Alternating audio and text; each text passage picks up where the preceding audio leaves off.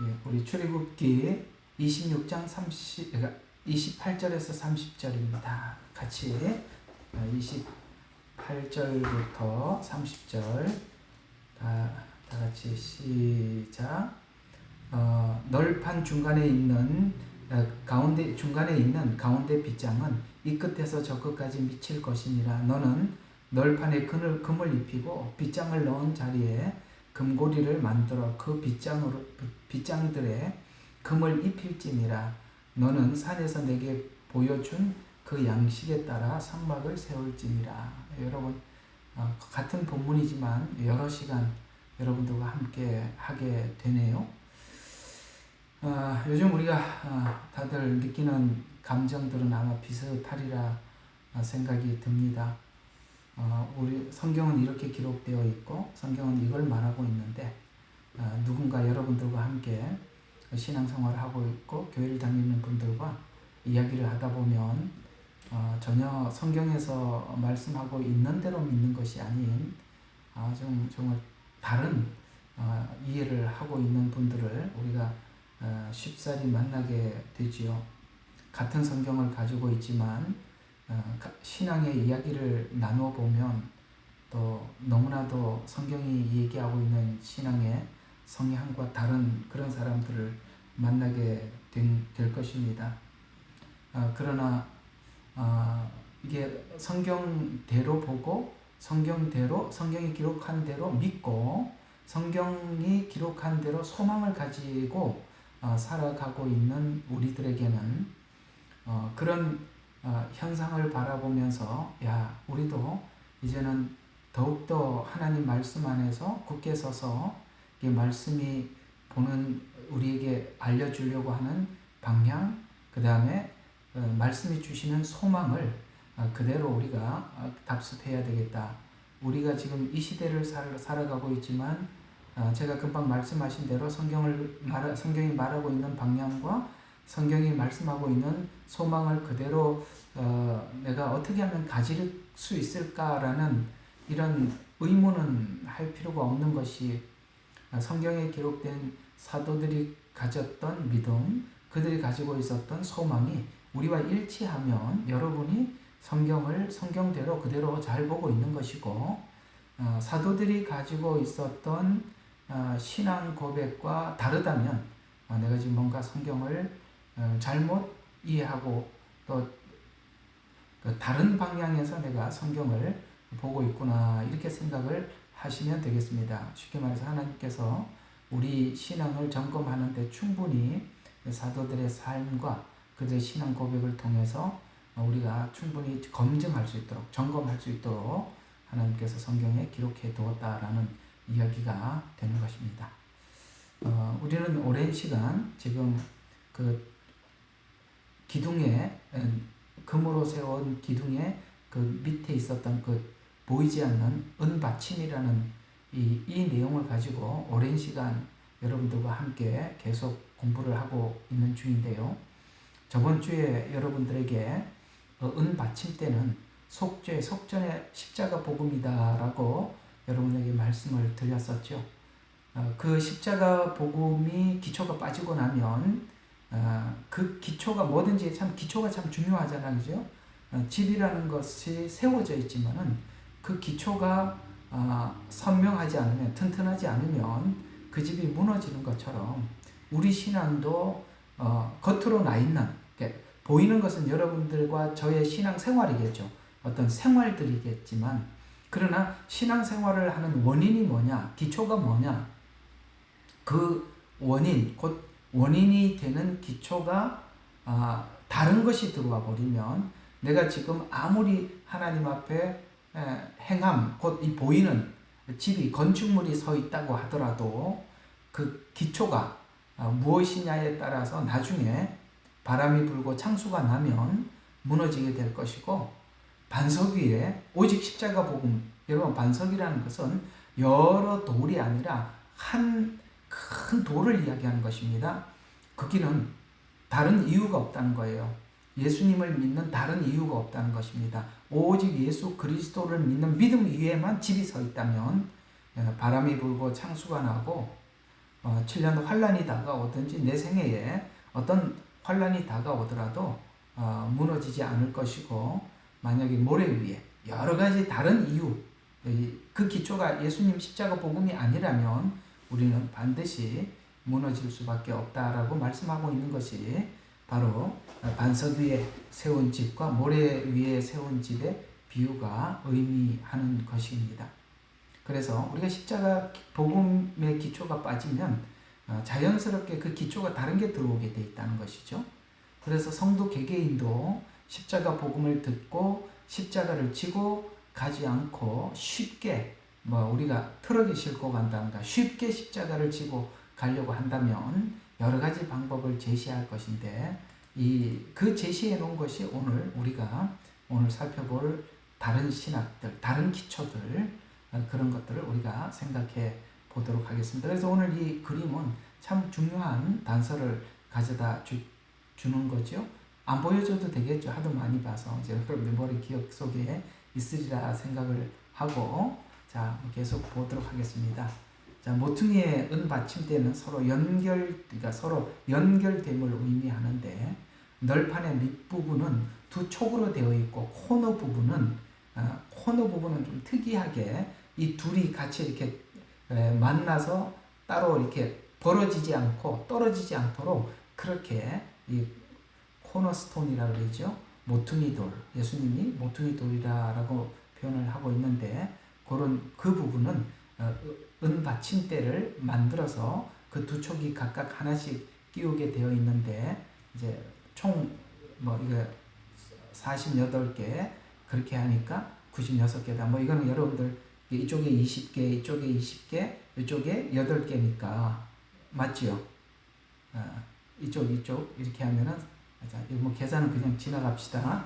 이거 할 시간 없어요. 자, 그리고 모퉁이는 벌어지지 않도록 서로 겹쳐서 세우게 이렇게 되어 있다. 그래야만이 넘어지지 않으니까. 이게 뭐냐면 한쪽은 이방인을 의미하고 하나는 유대인을 의미해서 유대인과 이방인의 사이에 예수님께서 모퉁이 돌이 되시고 오늘 여기 넘어지지 않도록 둘을 연결하는 연결점이 되어서 이렇게 맞물려 있다는 것이죠.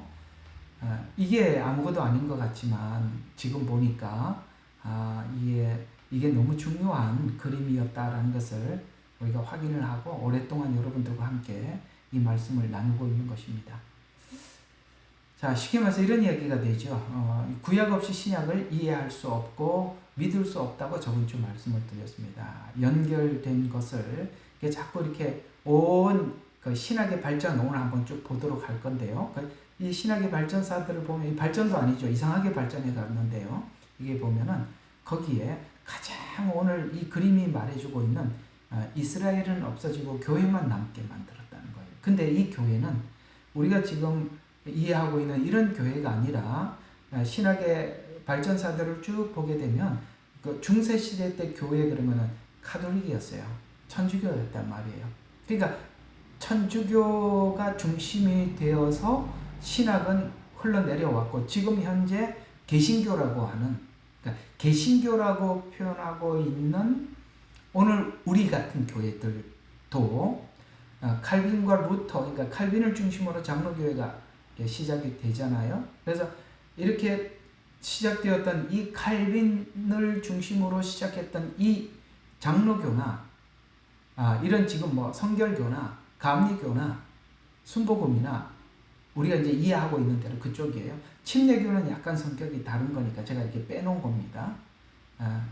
그렇게 그런 것들이 다 카톨릭이 정해 놓았던 영향 아래서 신학적 체제가 정립되어 있기 때문에 우리가 지금 신학교에서 배운 사람들이 천주교와 쉽게 연합할 수 있는 이유도 원래 지금 개신교에서 만들어 놓은 신학은 원래 옛날부터 거슬러 올라가 보면 천주교에서부터 차근차근 정리해 두었던 그런 걸 기반으로 해서 개신교에서 배우고 있기 때문에 이 천주교가 전혀 다른 종교인데도 기독교는 천주교와 쉽게 연합하는 이유가 실제 개신교 안의 신학은 천주교의 흐름이 그대로 타고 들어와 있다는 걸 알 수가 있습니다.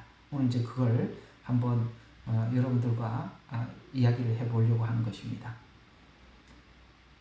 그렇게 하려면 이 교회만 남게 되는데, 여기 이제 교회 이런 표현을 할 때 여러분, 이 교회는 우리가 지금 이해하고 있는 이 개신교회가 아니라, 이 개신교는 어디에서 내려왔다고요? 천주교의 신학을 타고 내려왔다라는 차원에서 교회라고 표현할 때는 중세는 천주교를 포함하는 것입니다. 여기서 교회라고 이야기하는 것은 천주교를 뺀, 지금 현재 교회 이렇게 이해하지 마시고 오늘 설명만큼은 교회라고 이렇게 표현할 때는 천주교 더하기 개신교 이렇게 같이 포함해서 좀 들어주셔야 됩니다. 자꾸 그렇다고 해서 천주교라고 말할 수도 없고 이렇게 말할 수도 없으니까 그냥 교회 이렇게 오늘만큼은 좀 그렇게 여러분들이 이해를 해 주시면 좋겠습니다. 그러면 여러 형태의 신학이 나왔지만 결국 개개인의 신앙에, 이 신학이라는 것이 나왔지만은 개개인의 신앙에 도움이 됐느냐라고 물을 때 크게 신학은 신앙에 큰 도움이 되지는 못했습니다. 자, 그러면 이 신학이 뭐냐? 이제 이 단어부터 좀 정리를 해보면, 신이라는 말은, 여기 말하는 신은 우리 한자로 보면은 신에 관한, 신에 대한 이런 뜻이에요. 신. 그러니까 뭐 하나님 뭐 이렇게 신. 아셨죠? 학은 뭐냐면 학문이라는 거예요. 신에 대한 학문이다. 이렇게 해가지고 신학이라 이렇게 표현하는 것입니다. 원래는 뭐 여기에 또 다른 의미를 담을 수도 있지만, 우리가 최소한 우리 대한민국 사람들이 이 신학 이럴 때는 신에 대한 학문 이런 뜻 이렇게 이해를 하면 되는데, 그러면 이 신학이라는 것을 신을 중심으로서 학문을 만들 것이냐, 아니면 학을 중심으로 신을 정리할 것이냐에 따라서 이 정리 자체가 많이 다르다는 거예요. 무슨 뜻이냐면, 학을 중심으로 신을 정리를 하면 인간의 이성과 판단, 사고 체계를 중심으로 해서 신을 정리해 둔 것이에요. 이걸 이렇게 되면, 이건 여러분들이 들으면은 듣자마자 무슨 생각이, 이거는 이게 상당히 문제가 많겠구나 이런 생각이 들지요. 근데 우리가 신학교에서 배우는 것은 신을 중심으로서 학을 만든 게 아니라, 원래는 이렇게 신학을 공포할 때는 신을 중심으로 학을 정리한다라고 이렇게 나와 있어요. 아이고, 이해가 가요? 원래 신학이라는 말이 나올 때는 신을 중심으로 성경이 말씀하시는 대로 학문을 정리해 두겠다 이렇게 나와 있다고요. 처음에는. 그러니까 이게 처음에 사람들이 그 기초를 가지고 공포할 때는 아무에게도 거부감이 없도록 공포를 한 거다 보니까, 학을 중심으로, 이성을 중심으로 해서 하나님을 정리하겠다면 누가 그 신학을 수용하려고 하겠어요? 다 거부하죠. 여러분, 만약에 인간이 신을 정리하겠다 그러면 여러분들이 배우고 싶은 마음이 하나도 없죠. 어떻게 하나님을 우리 머릿속에 담을 수 있어요? 담을 수 없지요. 그런데 원래 신학이라는 말이 나올 때는 신을 중심으로 해서 학문을 만들겠다고 했기 때문에 사람들이 공감을 해준 거예요. 그래서 몇 가지 원칙을 쭉 세워놨는데, 그런 원칙은 처음에 할 때만 세워놨지 다 무너졌어요. 그러니까 그런 걸 보고 믿지 말라는 거예요. 아시겠습니까? 사람들이 항상 처음에 이야기할 때는 거부감 없이 WCC, WEA, NCCK 이런 거 만들 때 누가 거부되는 말을 가지고 기초를 세우겠어요? 아닙니다. 모두 다 공감할 수 있도록 사람들에게 간판은 좋은 이름을 쓰지요. 맛있는 집, 뭐 이렇게 쓰지요. 가서 먹어봐야 아는 거니까. 그래서 그런 이야기를 가지고 속지는 마라. 학을 중심으로 사실은 신이 정리가 되어 있기 때문에 지금 현재 신학은 인본주의 중심의 학문이지 하나님을 중심으로 한 것은 아닙니다. 그러니까 여러분들은 신학을 안 했고 성경만 봤기 때문에 제 이야기가 잘 들리는 거예요. 또 신학을 한 사람들 중에서도 이건 아닌데 라고 생각했기 때문에 제 이야기예요. 저는 신을 중심으로 학을 설명하는 거고, 신학은 학을 중심으로 신을 설명하는 거예요. 결국에는 그 학을 중심으로 신을 정리를 해놓으면 무조건 틀리게 되어 있어요. 아무리 저명한 학자를 중심으로 해도 틀리게 되어 있다 이 말입니다. 안 되게 되어 있단 말이에요. 자, 그러면 왜 이렇게 학을 중심으로 신을 만드느냐? 이게 이런 작업을 에덴 동산에서 하와에게 처음부터 사단은 그 작업을 하나님의 말씀을 변개하고 변형시키는 작업을 했지요. 자, 신이 뭡니까? 하나님의 말씀 신이에요. 아까 신학 들었죠? 신이 뭐죠? 선악과를 먹지 말라. 먹는 날에는 죽으리라. 이게 원칙이라는 거예요. 여기서는 더 이상 학이 들어오면 안 되는 거예요. 그냥 하나님이 먹지 말라 그랬으면 네. 먹는 날에는 죽으리라. 네. 그러니까 먹지 말라 그랬으면 토를 달지 말고 예, 알겠습니다. 먹는 날에는 죽으리라. 왜 죽어요? 묻지 말고 알겠습니다. 이렇게 되면 되는데 왜 먹지 말라고 했지? 이게 먹으면 왜 죽어야 되는 거지? 이렇게 이제 들어가는 게 학이라 이 말이에요. 왜? 그래서 하나님의 말씀을 이제 이 하와가 인간이 생각할 수 있는 말을 자꾸 바꿔서 묻지요. 먹지 말라 하더냐? 이렇게 묻죠. 우리 인간은 먹지 말라 그러면 네 이렇게 하면 되는데 어느 날 왜 먹지 말라고 했지? 이런 생각을 한단 말이에요. 그걸 파고 들어온 거란 말이에요. 그래서 먹지 말라 하더냐? 가뜩이나 나도 좀 그런 생각은 했는데 그래 먹지 말라고 했어. 왜 그랬지? 이렇게 이제 사단에게 물어본 거예요. 아니야. 죽으리라고 했지? 아니야. 죽을까 하노라. 여기까지 이렇게 하와의 생각을 바꿔놓는 것이죠. 결과는 뭐예요? 먹지 말라가 먹으니라. 요게 학이라 이 말이에요. 정리가 되셨죠? 사람이 이렇게 하나님을 정리해 놓으면 묻게 되고 묻는 말에 인간의 머리로 정리를 해 놓으면 엉뚱한 결과가 나온다 이 말이에요. 먹는 날에는 죽으리라가 그 다음에 먹으니라 그리고 죽으니라 이렇게 나온다 이 말이에요. 그래서 신학을 열심히 공부하고 신학을 배경으로 설교한 사람들의 이야기를 들어야 돼요? 안 들어야 돼요? 예? 성경 바로 알기 다 그 양반 다 신학을 가지고 그렇게 설명하고 앉아 있는 거예요. 이상하지 않습니까?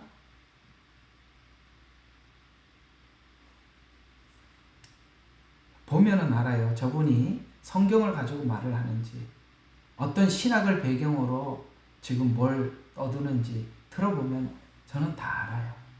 그러니까 그런 겁니다. 네. 자, 계속 봅시다.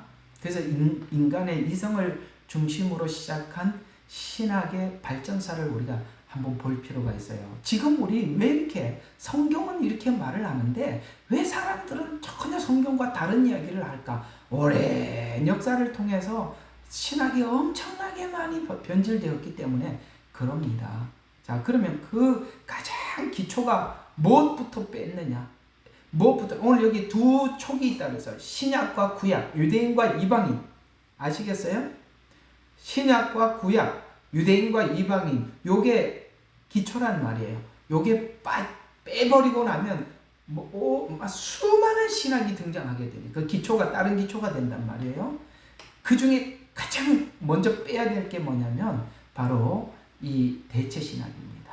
이 대체신학 이게 뭐냐면 대체신학이 가장 먼저 등장하기 시작했는데 그 배경이 우리가 왜 대체신학이 왜 이렇게 대체신학을 기준으로 천주교가 오랫동안 울고 먹었고 개신교는 이 대체신학을 보지도 못하고 그 천주교가 정리해둔 이 대체신학 아래 지금 현재 이런 신학이 정립이 됐느냐 자, 볼 필요가 있어요. 그래서 우리가 이런 과거에 이렇게 변질되었던 과정들을 그냥 이렇게 우리가 몰라도 되는 게 아니라 필연적으로 추적해 볼 필요가 있어요. 자, 이 콘스탄틴 대제 여러분 아시죠?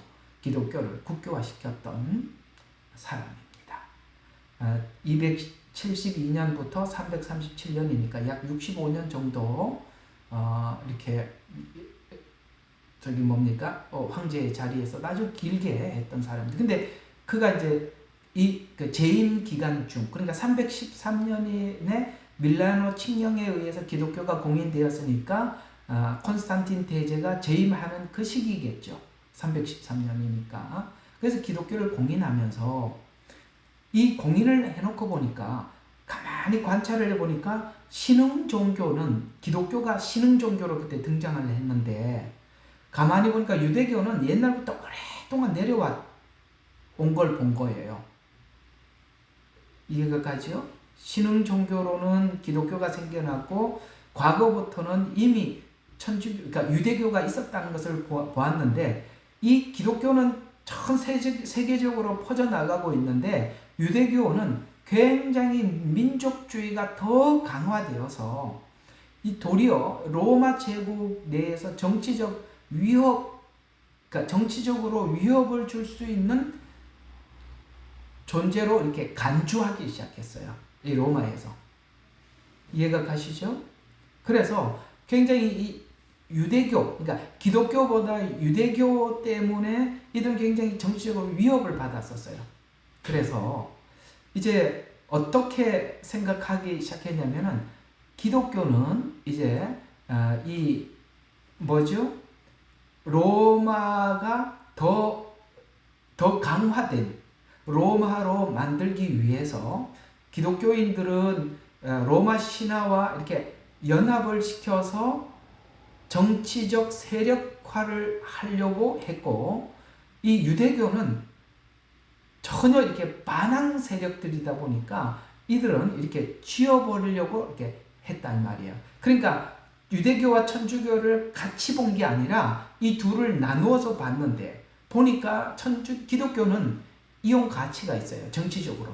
그래서 수용하기로 했고, 유대교는 버리기로 결정을 했다, 이 말이에요. 같이 이렇게 묶어두지 않았다, 이런 이야기가 되는 것입니다. 그래서 간주해서 유대인들에게 예수님을, 그래서 그때부터 유대인들에게 뭔가를 정당한 어떤 뭔가를 이렇게 굴레를 뒤집어 씌워야 될 거 아니겠습니까? 그때부터 이제 나온 이야기가, 우리가 흔히 기독교에서도 아직도 그 잔재가 기독교에 그대로 남아있는 것 중에 하나가 뭐냐면 이런 겁니다. 유대인들에게 예수님을 십자가에 죽인 책임을 지워요. 저들은 예수님을 십자가에 못 박아 죽인 아주 악한 민족으로 이렇게 책임을 지워서 모든 사람들에게 이렇게 반유대적 분위기를 만들어서 유대인들의 관습인 안식일, 유월절 이런 것을 금지시키면서 기독교 기초가 되는 유대인, 곧 유대인들을 지우니까 자연스럽게 뭐를 보지 못하게 만들었냐면 구약을 보지 못하게 해요. 근데 여러분들도 아마 그런 게 느껴질 거예요. 화요일날 이렇게 성경 공부를 제가 모세오경을 중심으로 해서 복음과 연결을 시켜서 여러분들에게 말씀을 드려보면, 이 구약에 있는 모세오경이 이 신약에 있는 복음과 전혀 다르지 않는 같은 내용이라는 걸 계속 연결시켜서 참 신비롭지 않아요? 그런데 유대교를 지우는 바람에 자연스럽게 구약에 대해서 사람들이 이렇게 보지 않게 되고, 그 자연스럽게 지워지는 바람에 복음이 신약만 남았대요. 교회만 남았단 말이에요. 신약은 교회 시대니까. 교회만 남아있는 바람에 구약에서부터 흘러왔던, 하나님께서 말씀하셨던 율법이 주는, 왜 복음이 필요한지를 율법이 설명해 주고 있는데, 그 율법의 설명 없이 복음만 쥐다 보니까 뭐가 없어요. 이 복음의 가치는 율법 안에서 복음이 가치가 있어지는 건데, 이 가치가 율법 없이 서다 보니까 기초가 없이 섰어요. 그래서 이 은혜가 교회에서 방종의 은혜로 잘못 설명이 됐단 말이에요. 이해가 가시죠? 만약에 율법을 잘 설명을 해서 은혜를 설명을 했더라면 오늘 이 기독교인들이 굉장히 반듯할 텐데, 반듯하지 않는다는 게 이상하잖아요. 이 은혜라는 이 말을 아주 이상하게 자기 마음대로 막 쓰더라는 거예요. 그래서 예수를 잘 믿는다고 하는데 은혜는 은혜는 있다고 하는데 은혜는 언제 써먹냐? 왜 이렇게 우리가 뭘 잘못하고 용서를 안 하면 왜 이렇게 은혜 없이 살아? 이런 데만 은혜를 쓰더라는 거예요. 완전히 은혜라는 이 개념 자체가 율법 없이 혼자 남다 보니까 마음대로 흔들리는 거예요. 유대교의 언약의 흐름, 그래서 그래야만 예언이 보인단 말이에요. 예언을 봐야 그 예언의 성취로서의 예수님의 초림을 보는데, 그리고 재림을 보게 되는데, 그 구약의 예언이 빠진 상태에서 신약의 예언만 보다 보니까 요한계시록만 자꾸 쳐다보고 앉아있단 말이에요. 그러니까 예언 자체가 이상하게 변형이 돼. 다른 이상한 구약 예언과 전혀 다른 예언으로 풀어지더라는 거예요. 그러니 왜 유대인들 반유대주의가 생겼냐? 결국은 이 반유대주의로 인해서 교회가 기초를 잃어버리게 만드는 거예요. 이렇게 많이 공감하시죠? 예. 그래서 지금 여러분들이 이상한 사람들을 자꾸 만나는 거예요.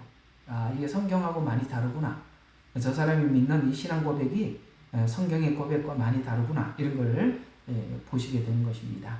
그래서 이걸 보고 이제 유대인을 지우는 작업. 그 유대인을 지우는과 동시에 구약이 함께 지워졌는데 이걸 보고 우리는 대체신학이라 이렇게 표현한대. 그럼 대체신학은 언제부터 이렇게 형성되었는가?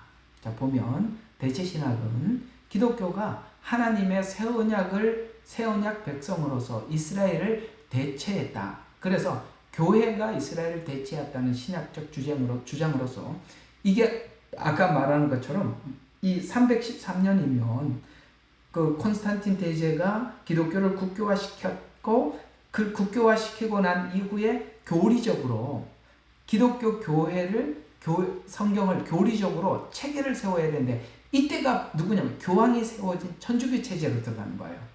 그때 신학이 세워졌는데 그때 그 오리겐, 아마 이 오리겐이라고 하면 여러분들이 들어본 신학자일 거예요. 많이, 그러니까 평신도라고 할지라도 많이 들어본 이야기예요. 사실은 이 평신도라는 말 자체도 천주교에서 나오는 어떤 신분을 나누기 위해서 만들어 놓은 거예요. 원래는 이 평신도라는 말은 천주교에서 나온 말입니다. 원래 교회는 평신도라는 말 자체가 없어요. 그냥 성도라 이렇게 이야기를 하는 겁니다. 참 이런 용어들도 우리가 입에 배워서 그렇지 문제가 많은 겁니다. 자, 어쨌든 그래서 그 당시에 이렇게 교부들이라고 하면은 이때 교부들이 3, 4세기에 그 신학을 체계화시키기 위해서 많은 사람들의 인물이 있었는데 오리겐, 그 다음에 아우구스티누스, 이게 영어는, 그래서 저는 영어를 못합니다. 그래서 이런 사람들이 이 대체 신학 사상을 발전시킨 사람들, 이 사람뿐만 아니라 그때 지금 신학을 체계화시킨 것을 지금도 배우고 있어요. 놀랍죠? 그걸 칼빈이 이걸 바꿔놓은 게 아니에요. 그대로 이게 개신교에서도 이들이 가지고 있는. 그래서 지금도 가보면 신학교 가면 오리겐이 말하기를, 누가 말하기, 이게 다 교부들이 이름이 신학 서적에 나온단 말이에요. 그럼 이 교부라 하면 이 사람들은 누구냐? 교부는 초대교회 지도자야. 그리고 또 신학자로서 기독교 신앙의 체계를 정립하고 교리를 세우고 성경을 해석하고 그 다음에 이단에 대한 변증을 만들고 교리를 확립하고 그 다음에 신학적 논쟁 등을 통해서 초대 기독교 정체성을 확립해. 그래서 우리가 그 시대를 보고 교부 시대라고 표현을 하는 것입니다. 저는 정말 여러분 신학하는 거 저는 신학교 학장이었지만 정말 저는 신학하는 거 반대하는 사람입니다. 신학하려고 할 마음이 있으시면 이 저녁 때마다 제 강의 듣는 게 1000번, 10,000번 낫습니다. 예, 여기도 신학교입니다. 그렇게 생각하시고 들으면 됩니다. 저희들은 신학교입니다. 다른 데는 학신이고 우리는 신학입니다. 자, 그래서 대체 신학은 유대인들을 하나님의 심판을 받는 민족으로 묘사해서 이렇게 얘기합니다. 유대인의 역할이 끝났다. 여러분 성경 바로 알게 하시는 그분도 똑같은 이야기예요. 이게 다 교부 신학에서 나온 이야기예요. 그분이 한번 그렇게 하더라고요. 유대인들의 역할은 끝났다고. 그러니까 다 신학을 기준으로 해서 그런 뭡니까? 이렇게 얘기를 하고 있는 걸 우리가 알 수 있습니다. 그래서 주장해서 그렇게 주장을 해서 유대교와 기독교를 사이를 단절시킴으로 인해서 구약과 신약의 연결고리를 끊어놨죠. 이게 이제 목적입니다. 구약과 신약의 연결이 되어야 되는데 이게 연결고리가 끊어졌어요. 자, 구약과 신약이 어떻게 연결됐다고 제가 여러분들에게 말씀드렸죠. 우리가 옛날에 했던 말씀들을 여러분들이 다시 한번 되새겨서, 자, 말라기가 뭐라고 끝났다고 그랬습니까? 하나님 우리를 어떻게 사랑했습니까? 하나님이 내가 너희를 사랑했다 그랬더니 이스라엘 백성들이 하나님께서 우리를 어떻게 사랑했습니까? 라는 요렇게 이제 끝났다 그랬죠. 이렇게 끝났는 것을 요 대답을 요한복음 3장 16절에 이렇게 딱 걸어줬다 그랬죠. 하나님이 세상을 이처럼 사랑하사 독생자를 주셨으니 어때요? 구약과 신약이 끊어졌어요? 이렇게 딱 연결됐죠. 어떻게 사랑했습니까? 라는 질문을 해야 어떻게 사랑했다고 말을 할 수 있잖아요. 예. 죄를 알아야 은혜가 필요한 걸 알잖아요. 영원히 죽을 수밖에 없다는 사실을 알아야 생명을 구하러 가잖아요. 구약은 바로 이 앞부분을 다루는 부분인데 이게 끊어진 상태에서 신약 복음만 흘러가니까 왜 우리가 구원을 받았다는 말을 들었음에도 불구하고 내가 왜 구원을 받아야 합니까? 라는 질문을 하면 당신이 왜 구원을 받아야 하는 사람입니까? 라고 물으면 대답을 못한단 말이에요. 왜? 그건 구약에서 대답을 하는 거니까. 이게 끊어진다는 것이 그렇게 심각한 거다 이 말이죠. 그래서 이렇게 끊어놓은 결과 기독교가 받은 영향은 기독교 신학 기초가 반유대주의적 기초 위에 세워져서 교회와 유대인 사이에 적대감이 심화시켜 둘을 화평케 하려 오신 십자가의 의미가 무색해지고, 아까 이 코너에 둘이 넘어지지 않도록 이렇게 서로 이렇게 감싸주라 그랬잖아요. 코너. 요게 끊어져 버렸다니까. 그러니까 유대인 따로 놀고 이방인 따로 노는 거예요. 구약 따로 놀고 신약 따로 노는 거예요. 구약 예언서 따로 놀고 신약 예언서 따로 노는. 이해가 가시죠? 이게 연결이 안 돼. 이게 연결이 안 되면 우리 신앙에는 믿어도 의심이 많이 생기는 거예요. 왜냐하면 성경을 통해서 믿어지지 않으니까 다른 방향으로 신비주의 쪽으로 가는 거예요. 하나님 제가 믿게 해달라고. 그러니까 하나님 믿는 믿음을 달라고 기도를 하는데 하나님이 뭔가 이렇게 마음에 확 들어오면 믿어졌다가 어느 날은 너무 기분이 나빠서 안 믿어지고 말씀의 기초에 서 있지 않으니까 자꾸 감정은 흔들리고 감정은 흔들리니까 하나님 앞에 막 기도하면서 매달리고 뭔가 하나님이 약간 믿을 만한 어떤 느낌을 주면 믿습니다 했다가 어느 날 또 그게 아니고 이런 왔다 갔다는 이런 기초가 없어서 그런 거란 말이에요. 신구약 안에서 확인한 말씀은 우리에게 아주 깊고 분명한 신앙의 기초를 제공해 주는데 이 신구약이 끊어지고 나면 이렇게 문제가 클 수 있다는 거예요. 그래서 이 화평케 하려 오신 십자가의 의미가 사라졌어요.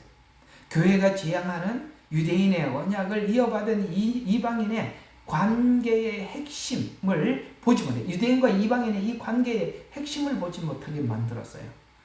중간에 이 중세시대에 계속 개신교가 이런 시간을 보내오다가 칼빈과 루터를 통해서 종교개혁이 있었지만 여전히 루터는 더 반유대적 사고 아시겠어요? 예. 더 반유대적 사고. 이 루터가 반유대적 사고는 엄청나. 여러분 루터가 독일 사람이라는 거 아시죠?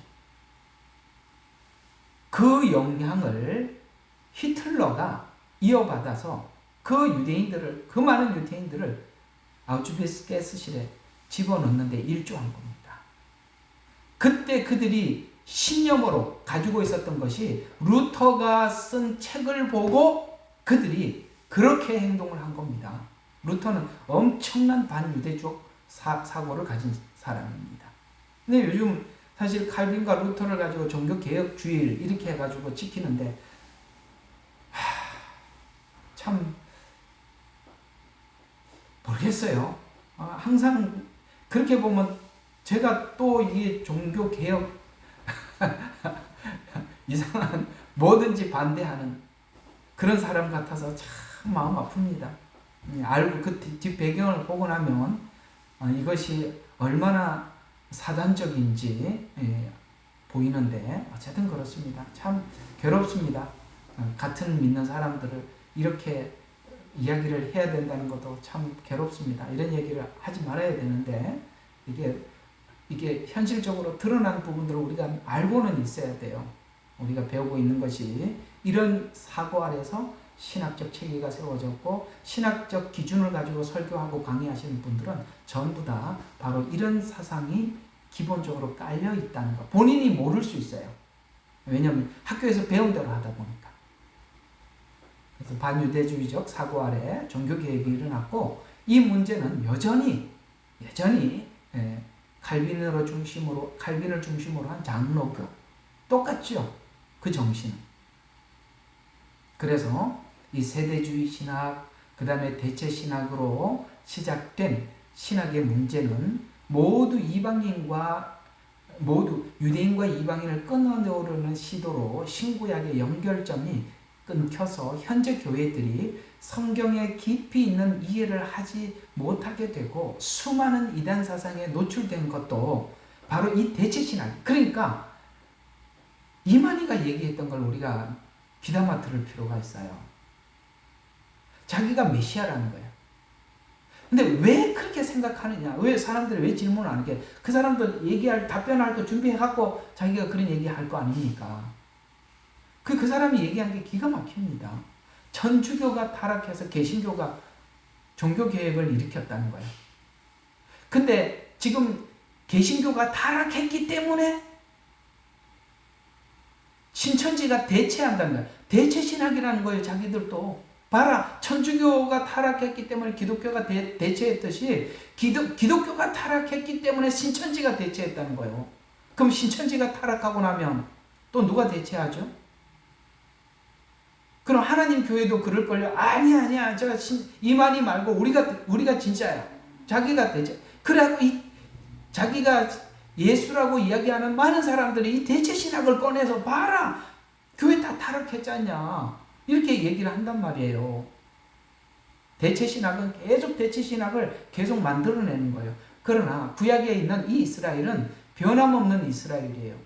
그걸 그대로 뒀더라면 이런 대체 신학, 이런 이단들이 나오는 것을 금방 이야기를 하고 지적을 했을 텐데 이 대체 신학을 교회가 그대로 가져왔으니 교회가 타락. 그 사람들 그러면서도 떳떳하게 신천지가 대체됐다고 아주 당당하게 이야기하고 있어요. 어쨌든 그렇습니다. 그래서 세대주의 신학과 대체 신학으로 해석을 아주 어지럽게 만들어 놨어요. 이게 어지러워야 되거든요. 그래야 자유주의 신학이 나오는 발판이 만들어지는 거예요. 이런 기조가 기초적으로 없어서 자유주의 신학이 나오면 누가 그걸 수용하겠어요? 그러니까 이렇게 어지럽게 만들어 놓고 그 다음 단계가 자유주의 신학이 딱 나오는 거예요. 쉽지요? 자유주의 신학 만약에 그때 바로 이 자유주의 신학으로 갔더라면 사람들이 다 알아차렸을 텐데 이렇게 어지럽게 만들어놨기 때문에 자유주의 신학. 그래서 이 자유주의 신학을 기반으로 이제 어떤 단체들이 등장하기 시작하는 게 WCC, NCCK, WEA 이런 단체들이 등장하게 되어서 이런 모든 WCC나 NCCK나 WEA는 다 자유주의 신학 아래에서 하나가 되어가고 있습니다. 자기들은 아니라고 보수 신학. 장난치지 마세요. 예? 사람들 정말 이렇게 눈 가리고 아웅하듯이 거짓말하고 있는 거지. 예? 어디다가 너무 나쁜 사람들이에요. 하는 짓을 보면 다 보이는데도 아닌 척 아니라고. 뭘 아니에요. 그래서 이 자유주의 신학은 믿음의 기초인 성소 기둥에서 우리가 볼 수 있듯이 은 받침대를 빼고 다른 것을 집어넣기 때문에 시작한 거예요. 십자가 복음. 아시겠습니까? 그 십자가 복음이 구약부터 흘러내려왔던 그 보혈, 아벨의 피로부터 흘러내려온 예수님의 피, 그 피의 복음 말이에요. 속전, 우리를 위해서 대신 죽으신, 이게 빠진 바람에 다른 기초를 넣기 시작했는데 이로 인해서 얼마나 많은 문제가 등장하게 되었는지 상상을 초월하는. 그래서 자유주의 신학은 구약과 신약이 연결된 그 기초의 틀을 깨물어서 인간의 이성으로 이제 각자가 자유롭게 해석하기 시작하는 거예요. 자유롭게 마음껏 성경을 해석해라. 자, 여기 있는 이름대로 부르면은 여러분의 이름 한 사람 여러분들 마음껏 성경에 해석하세요. 이렇게 된 거예요. 마음껏. 틀이 깨졌단 말이에요. 십자가 복음이라는 틀이 깨져버렸단 말이죠. 그래서 여러 가지 성경 해석 기법이 등장하기 시작했어요. 기법. 그러니까 마음대로 해석을 하니까 기적을 기적 그대로 믿지 않으니까 기적을 이제 막 해석하기 시작하는데, 여러분 사람이 아까 학이 신을 정리하기 시작하면 자유주의 신학의 도로를 깔아줘, 아스팔트를 깔아주는 거고, 그 깔아준 기조 위에 이제 마음껏 막 달리기 시작하는 거예요. 그래서 성경에 나오는 여러 가지 성경을 해석하는 기법이 나오기 시작하는데, 그게 바로 기적은 상징이다 라고 이렇게 기적을 상징으로 해석하기 시작했어요. 그래서 자, 이게 얼마나 이제 어디까지 막 가는지 한번 보면 이렇게까지 갔단 말이죠. 기적이 역사적 사실보다는 영적 윤리 교훈을 전달하기 위해서 상징성을 가지고 있다. 이건 기적 자체가 아니라 기적을 기록한 것은 그 기적을 통해서 상징적 의미를 전달하려고 하는 것이지 기적 자체는 아니다. 이렇게 이야기를 하면서, 그래서 야, 그걸 어떻게, 그러면은 야, 실제 있었다고 성경은 이야기하고 있는데 그럼 당신은 어떻게 그걸 해석할 거냐라고 물어보니까, 예를 들어 이렇게 합니다. 무리로 걸으신 예수님 이야기를 인간의 머리로 기적을 인정을 안 하니까 이렇게 하는 거죠. 제자들이 폭풍 속에서 너무너무 심리적으로 두려움과 혼란 속에 겪다 보니까 예수님께서 막 무리로 걸어오는 것처럼 보였다는 거예요. 막 심리적으로 불안한 상태에서 보니까 막 이제 어떻게 하면 막 여기 죽게 생겼구나 하다 보니까 그 불안한 상태에서 봤을 때, 그러니까 심리적 그 환각 상태 또는 착시 현상으로 설명했다는 거예요. 불안했으니까 잘못 봤다는 거죠. 살고 싶은 마음에 헛걸 봤다는 거지. 그렇게. 그래서 예수님이 실제로 무리로 걸으신 것이 아니라 얕은 물가에서 저쪽에 멀리서 모래 위에 제일 위에서 이렇게 걸어가고 있었는데, 여기서 착시 현상으로 보니까 꼭 무리로 걷는 것처럼 그렇게 보였다는 거예요. 이게 어쨌든 사람 머리로 이제 풀면 이렇게 기적은 인정은 못하겠고 이렇게 푸는 거죠. 그래서 폭풍우 속에서 제자들의 물의 움직임을 오해해서 예수님이 물 위에 서 있는 것처럼 보였다, 이렇게 표현을 했어요. 또 그래서 이 사건이 역사적 사실이 아니라 진짜로 물 위로 걸은 게 아니라 상징성을 가지고 믿음과 구원을 가르치기 위해서 그렇게 그 내용을 그냥 삽입시켰다는 거예요. 시켜서 예를 들어서 물 위로 걷는 것은 믿음의 능력을 설명하기 위해서 우리는 믿으면 물 위로 걸을 수 있다, 이렇게 한 것이고, 물에 빠지는 것은 의심을 할 때 인간의 약점을 설명하기 위해서다. 하여튼 이렇게 합니다. 했대요. 이렇게 했대요. 자, 그러면 또 그런 기적뿐만 아니라 얼마나 많은 기적들이 있어요. 조금 이 자유주의 신학에 가면 어디까지 어떻게 성경을 해석하는지 한번 보자는 거죠. 그러니까 홍해를 건넌 사건은 초자연적 요소를 배제하고 기적을 자연 현상으로 설명하려고 했는데 홍해가 갈라지는 사건은 강한 바람에 의해서 일시적 물리적 현상 혹은 홍해를 갈대 바다로 번역을 해서 해 수심이 얕은 습지를 건넜다. 수심이 깊지 않았다는 거예요. 습지를 이렇게 그냥 지나가는 거예요. 건넜다고 주장하고 혹은 쓰나미 현상처럼 갑자기 이렇게 물이 쑥 빠져서 잠시 물이 물러난 경우다. 이렇게 설명. 기적을 믿지 않으니 인간이 이성으로 기적을 설명하려니 이렇게라도 억지로라도 붙여야 되지 않겠습니까? 그러면 한 가지 좀 물어볼 게 있죠. 그러면 애굽 병사들은 어떻게 빠져 죽었지? 습지를 그들도 건널 수 있을 텐데. 그런 거는 이제 애매한 거는 설명을 안 하지요. 자, 그 다음에 오병이어 사건은 이 실제 기적이 아니라 사람들은 자기들이 가지고 있는 음식을 나눠 먹었다는 거예요. 그래가지고 이게 이제 이런 그 대체 신학이나 이런 사고 아래 이렇게 하면은 이게 사회 구원으로 가는 거거든요. 그래서 우리가 가지고 있는 것을 이웃에게 나누어 주자. 뭐 이렇게 하는 거예요. 하여튼 복잡해요. 하여튼 이 사람들 이야기는 복잡하니까 대충 이렇게 해석을 하고 있다는 걸 알고 지나갑시다. 또 그 다음에 병 고쳤잖아요. 예수님 병을 많이 고쳐주셨어요. 이거는 하나님의 사랑과 연민을 나타내는 상징으로 실제 병은 안 고쳐졌는데 그 고침을 받은 사람이 심리적으로 고쳐졌다라고 이렇게 생각을 했다는 거예요. 그럼 내가 죽은 자가 이런 나사로는 뭐지? 이렇게 생각이 들지요.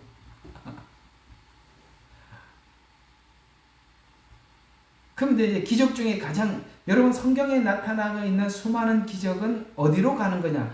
부활을 설명하기 위해서 기적은 앞에 그 부활은 가장 놀라운 기적이거든요. 예수님의 부활을 말이죠. 그걸 위해서 앞에 기적을 표현했는데 이 부활에 와서 너무 이렇게 이걸 또 어떻게 설명을 해야 되나?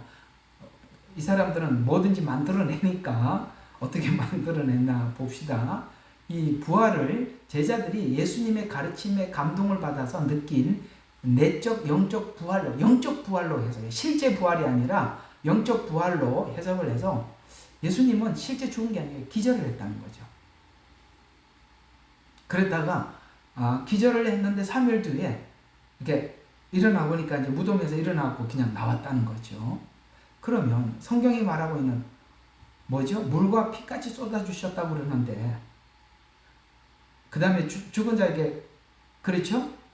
창을 찔려서 물까지 쏟았다고 하는데 그건 또 뭐라고 설명을 해야 되나? 참 난처해졌어요. 두 번째, 도난설.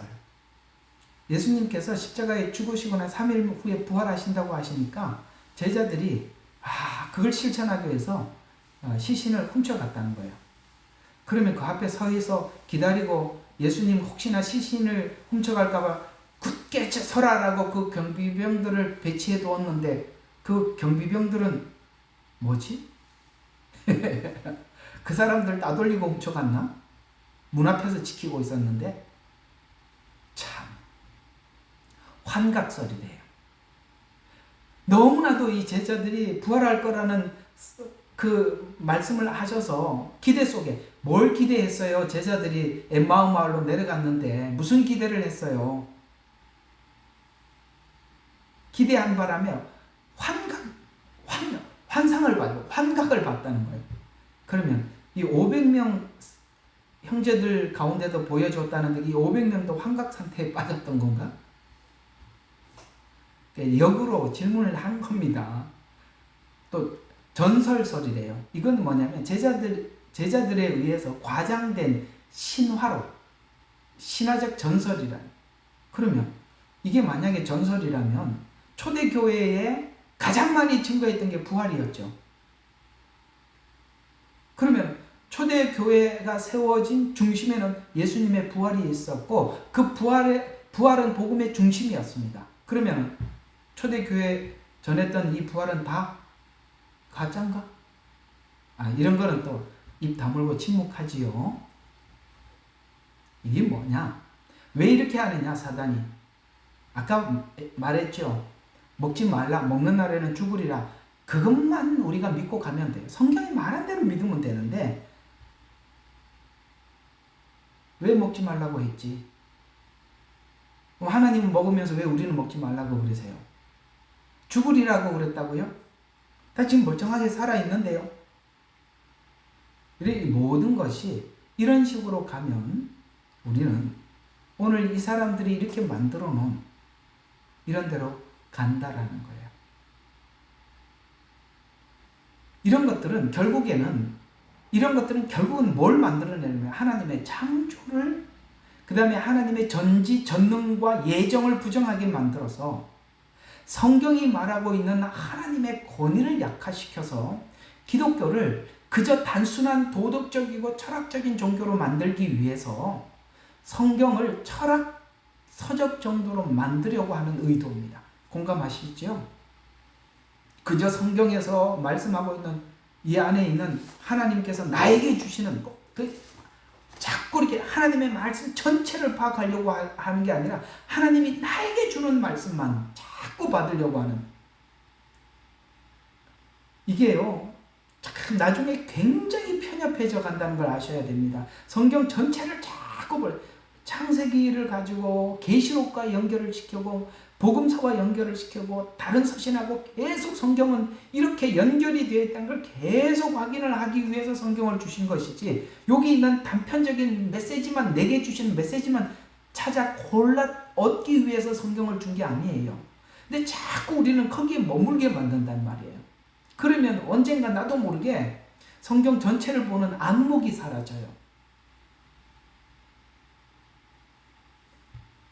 성경을 믿는 것은, 우리가 하나님을, 성경을 믿는다는 것은 하나님의 창조의 능력과 구원의 능력이 하나님의 사랑과 공의 안에서 준비된 하나님의 예정임을 믿는 것입니다. 거기에 인간이 이해할 수 없는 전능이 있어서 거기에 기적이 있고 창조가 있는 거예요.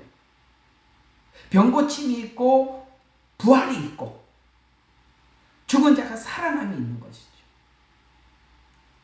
이것이 성경이 우리에게 말씀하고자 하는 하나님께서 전하고 싶은 메시지, 이런 메시지들을 지우기 위해서 이 자유주의 신학이 인간이 마음껏 해석하게 만들어서 인간의 그 단편적인 머릿속에서 나온 수많은 내용들을 모두 다 공유하게 만들어서 성경의 권위는 하나님의 권위인데 그 권위를 완전히 말살시켜서 이 책을 단순한 불경이 가지고 있는, 불교에 있는 불경이나 무슬림이 가지고 있는 코란 정도의 수준으로 다운시켜서 그 순간 하나님은 그저 여러 신 중에 한 신이 될 뿐 유일한 하나님이 아니라 하느님을 만들어가고 있다는 거예요. 복수형으로. 천지에는 하나님의 신비로운 예정이 있고 전능에는 하나님이 상상할 수 없는 하나님의 신적 개입이 있었는데, 이 말을 성경을 통해 하지 않으면 성경은 세상 철학과 같은 책이 됩니다. 우리가 이걸 하나님 앞에 끊임없이 선포하고 우리가 그걸 믿고 하나님께서 앞으로 하실 일들에 대해서 소망을 가지고 하나님이 바라보고 있는, 우리가 지금 현실적으로는 아니지만 하나님은 하나님이시기에 그 일을 이루시는 하나님의 이름을 우리가 믿고 소망 가운데 주님을 바라보는 것이 오늘 신자들이 바라보고 있는 하나님의 목적지를 바라보는 소망의 믿음이란 말이에요. 이거는 끊임없이 하나님 되심, 그 안에 기적이 있고 하나님의 능력이 있고 예정이 있고 이걸 우리가 함께 나누면서 그 미래에 이루실 것을 기대하고 있는 것이죠. 이것이 자유주의 신학이 들어오면서 싹 사라져버린 거예요. 그 여러분들이 얘기를 해보면, 야, 예수님 다시 오신다고 성경은 기록하고 있는데 너는 믿냐? 그러면 전혀 안 믿어요. 그렇게 된 겁니다. 이게 뭐가 이렇게 만들었다고요? 이런 신학들이 자연스럽게 사람을 그렇게 바꿔놓는 것입니다. 그래서 성경의 권위는 곧 악의 권위를 세우는데 절대성을 줘. 그래서 이 악한 이 신학이 등장하면서 이 신학이 가지고 있는 하나님의 권위를 자기들이, 인간이 가져온 거예요. 사단이 가져온 거예요. 그래서 사람을 자기 마음대로 부리도록 만들어요. 요걸 사단이 쓴 방법을 그대로 도입해서 이 신학들이 쫙 나왔어요. 그걸 굉장히 많이 여러 군데서 볼 수 있어요. 오늘은 시간이 걸리더라도 거기까지 가야 돼요. 한번 계속 봅시다. 그래서 이런 사고 안에 하나님의 권위를 사람이 가져오게 해서, 이 하나님의 절대성을 사람이 가지고 해서 이런 이성적 사고를 기반으로 해서 성경의 형태의 신학이 등장하여서 공산신학이 나온 과정을 보면, 그래서 공산화가 된 거예요. 여러분, 공산주의도 성경에서 나온 겁니다.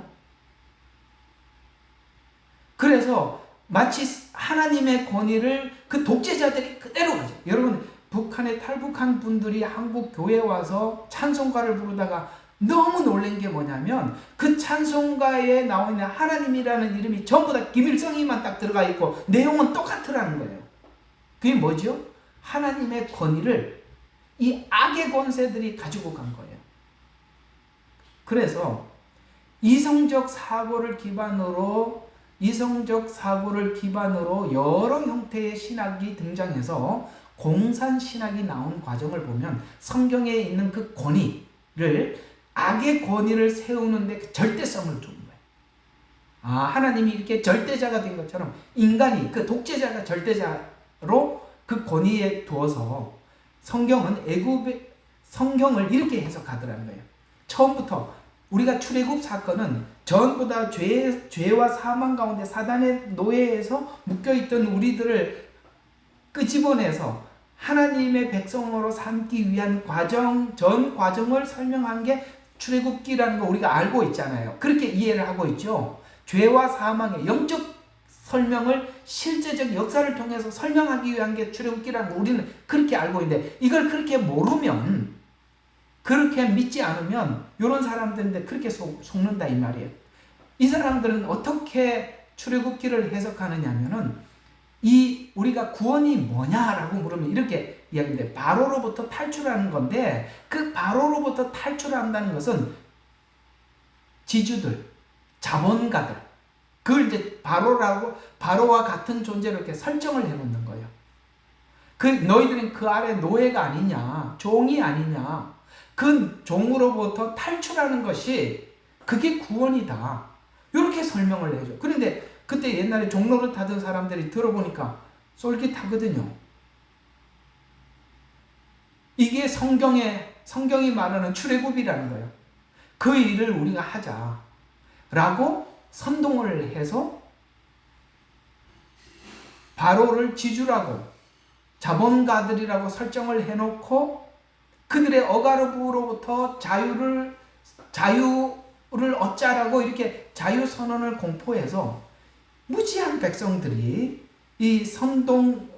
백성들을 선동해서 정권을 탈취해서 공산주의 체제를 만든 후 자기가 하나님처럼 권위를 가지게 만들어 놓고, 김정은이처럼 말이죠. 그래서 세워지게 한 후에 자신들은 마치 하나님 대접을 받듯이 권위를 높여놓고 성경은 읽지 못하게, 왜냐하면 성경을 다시 보기 시작하면 들통이 나니까. 그래서 성경을 가지고 접근을 했다 나중에 성경을 다 뺏어버리는 거예요. 여러분, 공산사회는 성경을 보면 큰일 난 거예요. 성경은 빛이기 때문에 자기들이 속인 게 다 드러난다는 말이에요. 그러니까 성경을 못 보게 하는 거거든요. 그래서 성경을 다시 읽지 못하도록 빼앗아 완전히 어둠 속에 갇혀버리게 만드는 거야. 공감하시지요? 이해가 가십니까? 예. 이게 다 자유주의 신앙원에서 공산주의가 나왔다는 거예요. 그래서 복음이 아닌 복음들, 유사한 복음들, 복음을 빙자한 다른 방향을 지향하는 거짓 복음들, 성경은 얼마든지 이 복음에 대한 정확한 이해를 하지 못하면 다른 복음이나 유사한 복음이나 다른 방향을 지향하는 복음에 속을 수 있다는 거예요. 그래서 이렇게 성경 공부가 중요하다는 거예요. 그래서 신자들의 마음이 잠시라도 다른 곳을 향한다면 수많은 함정들이 기다리거든요. 왜냐하면 너무 많은 가짜 복음들이 아주 여러 가지 형태로 나와 있기 때문에 그런 것입니다. 그래서 지금들이 등장한 신학들이 바로 해방신학, 신정통주의, 페미니스트 신학, 번영신학, 관점신학, 다원주의 신학, 실존신학, 신비주의 신학, 여기까지 좀 할 거예요. 요 신학들을 한번 좀 봅시다. 이렇게 막 신학들을 막 만들어요. 자유주의 신학 아래서 해방신학이 나왔어요. 이건 마르크스주의와 결합된 가난과 억압으로부터 자유가 등장하여서 공산신학. 우리 앞에 좀 전에 설명한 거. 이게 바로 해방신학에서 나온 거예요.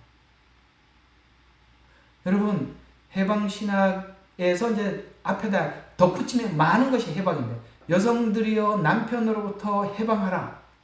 미국의 뉴욕의 자유의 여신상이 여성의 해방을 지금도 손 높여 기다리고 있습니다. 그래서 여자들이 집에서 나오는 순간 쾌락 문화가 판을 치고, 남자들은 술집에 가고 애들은 게임에 빠지고 사회 기초 질서가 다 무너지기만 해. 여성 해방. 여기 해방신학에는 한 개만 나온 게 아니라 여러 가지 해방신학이 나온단 말이에요. 노동 해방신학. 그래요. 노동자여 자본가로부터 자유를 얻어라. 이게 또 해방신학이거든요. 노동 해방신학이거든요. 그래가지고 이 사회 뭡니까? 이 사회 구조 자체가 완전히 뒤틀려 놨어요. 아까는 가정을 흔들어 놓고 사회를 흔들어 놓고, 이게 해방신학이 했던 일이라는, 이게 뭡니까? 복음 전파가 아닌, 그래서 결국에는 이 성경은 그런 것을 애굽에서 탈출은 그것이다라고 해서 그 사람들을 이렇게 빠져나오게 해서 아까 로마의 황제처럼 정치적 도구로 활용했단 말이에요. 정말 무서운 게 뭐냐면, 이 공산주의가 왜 이렇게 무섭냐면은, 아닌 거 알면서도 못 빠져나오는 이유가 신앙이 되어서 그래요. 신앙은 타협하지 않거든요. 그래서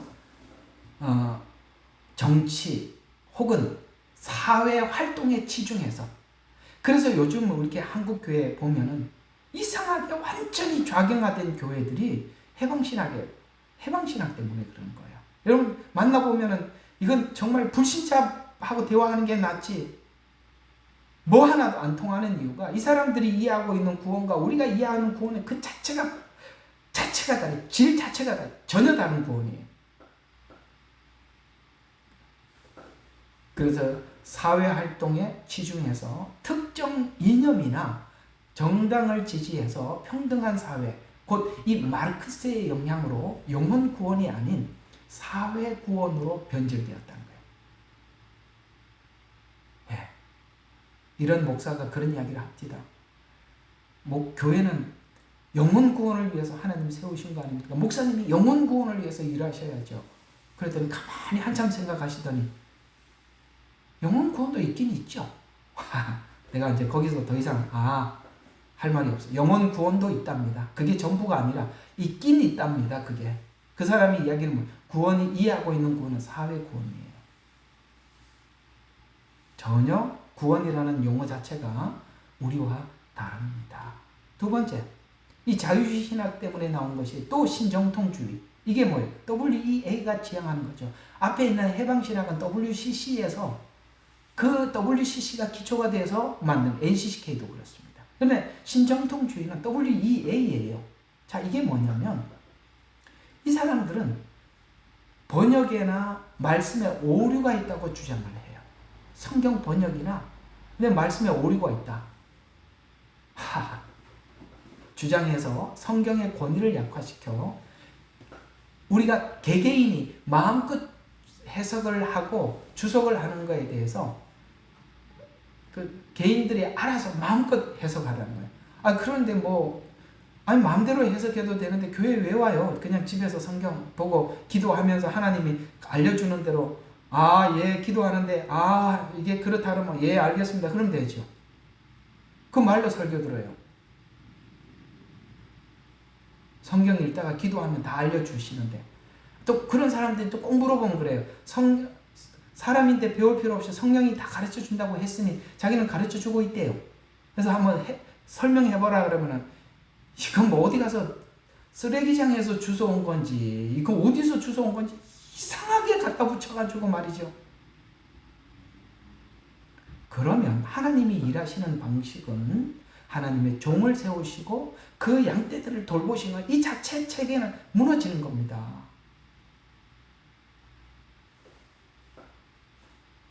그래서 그러면 이렇게 신정독에 마음껏 사람들이 개개인의 취향에 따라서 설명을 해석을 하기 시작하면 성경을 인간의 기록으로 간주해서 말씀이 하나님의 말씀이 아니라 하나님의 말씀도 된다. 이렇게까지 돼요.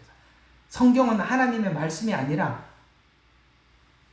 하나님 말씀도 된다. 이거 어디 에덴 동산에서 봤던 거 똑같죠.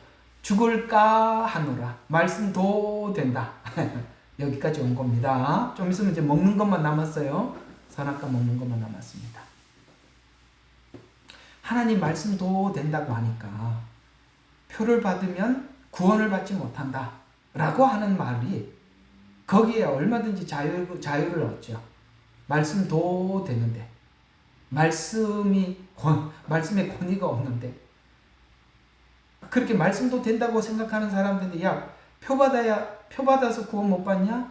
예수 믿으면 구원 받는다고. 나는 이미 예수 믿어서 표 받아 아무 상관없어. 이 말에 왜 사람들이 그걸 쉽게 용납하느냐? 바로 이런 성경 해석에서 나온 거예요. 나도 모르게 이렇게 물이 들어있는 거예요. 그 다음 페미니스트 신학은 이건 참 나온 기가 막히는 신학이죠. 남성과 중심적 그러니까 생리적 성이 아니라 그러니까 타고난 성이 아니라 자기가 원하는 성이 있다는 거야. 그래서 이 남성 중심적 언어와 구조를 비판해서 하나님의 성품을 성별 중심으로 재구성해. 그래서 하나님을 어머니로 부르거나 그 다음에 성평등을 틀에서 성경의 해석에도 남녀를 구별하려고 하는데 남녀 구별과 차이에 관한 내용을 그 시대적 산물로 이해. 그래서 그때 그랬다는 거야. 그 당시에 이런 견해가 있었다는 거예요. 그 당시에. 아까 말한 것처럼 기적을 막 착시현상이라고 이야기하면 뭐 안 되는 걸 막 갖다 이렇게 막 해석하는 겁니다. 그래도 그냥 아무 반박을 안 해. 왜? WEA 신복음주의가 자유롭게 해석하라고 그랬는데 뭐 어때? 아시겠습니까? 이렇게 우리로 하여금 성경의 권위와 기초를 무너뜨려 놓으면 이렇게 가는 겁니다. 아무렇지도 않는 겁니다. 번영신학이 나왔어요. 이건 뭡니까? 내가 축복을 받은 증거, 외형적 증거가 하나님께 사랑받는 증거라는 거예요. 건강한 거, 내 아들이 잘 되는 거,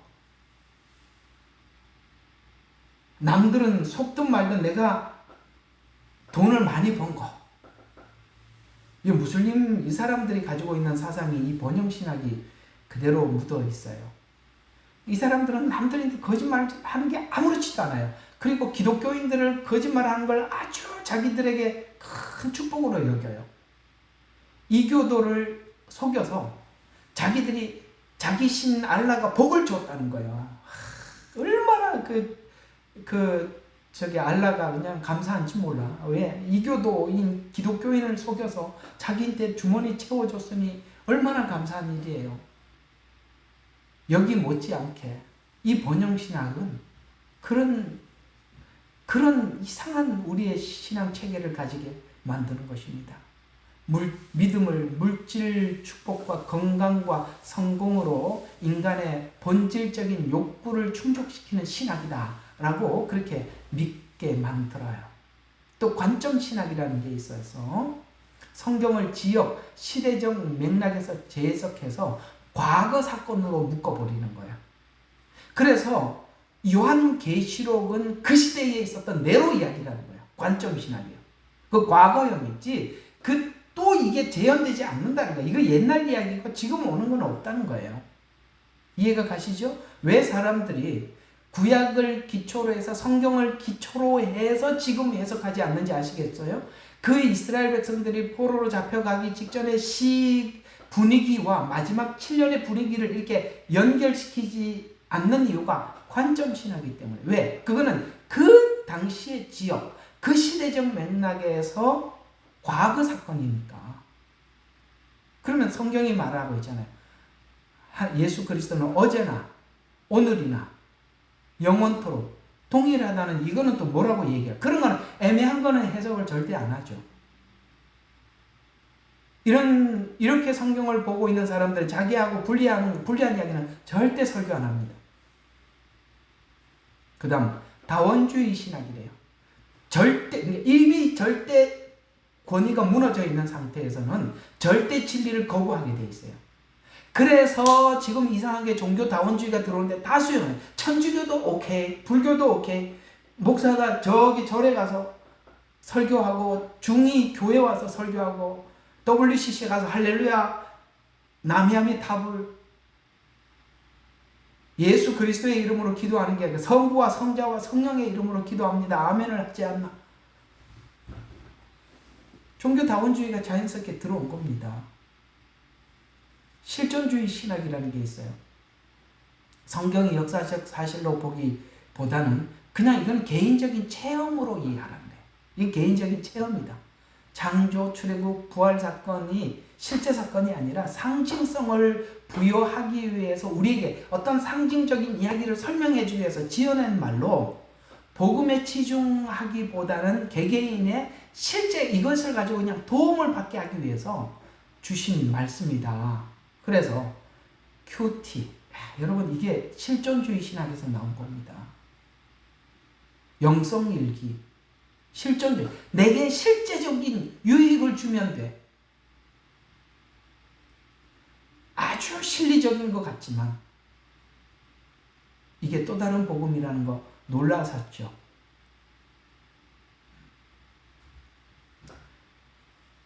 큐티 열심히 하시는 분들은 항상 내가 이야기하면은 뭐라고 그러시더라고요. 세월 지나보세요. 자, 신비주의 신학. 이건 뭐죠? 영적 체험과 직감과 하나님 주시는 딱 지금 주는 직통 계시. 그 다음에 내가 영적으로 막 이렇게 체험했던 거.